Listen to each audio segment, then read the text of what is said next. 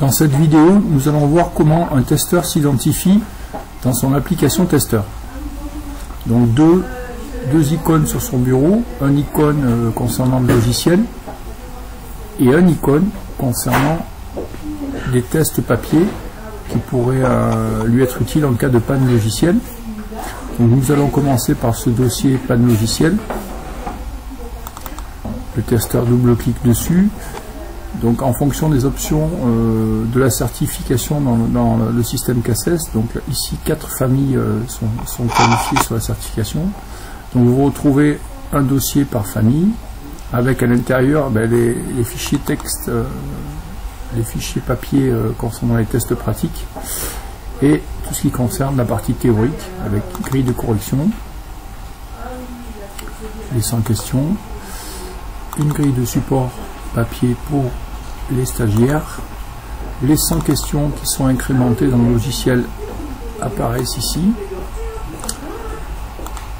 Voilà, et vous avez les recommandations aussi dans ces fichiers qui peuvent être à disposition des testeurs.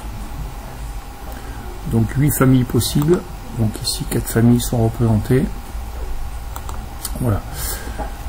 Deuxième partie logiciel, donc le testeur s'identifie en double-cliquant sur son logiciel pour démarrer. Donc par défaut, en mémorisant le nom, donc l'identifiant du testeur reste saisi. Donc ici test, pourquoi? Parce que j'ai créé un testeur fictif dans la certification pour me permettre de répondre lors des audits fictifs ou de l'intégration de nouveaux testeurs qui ne sont pas officiellement certifié, de permettre d'utiliser l'outil. Donc le testeur s'identifie avec l'identifiant et le mot de passe qui lui a été attribué dans le logiciel administratif. Donc le mot de passe du testeur doit être personnel. À savoir aussi que des formateurs pourraient être amenés à utiliser le système pour des autorisations de conduite. Donc pour cela, il faut que le formateur soit intégré à la base administrative avec l'attribution d'un mot de passe et d'un identifiant.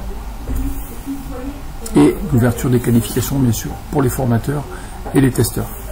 Donc une fois l'identifiant, votre nom renseigné et le mot de passe renseigné, vous cliquez simplement sur OK et vous accédez à votre application testeur.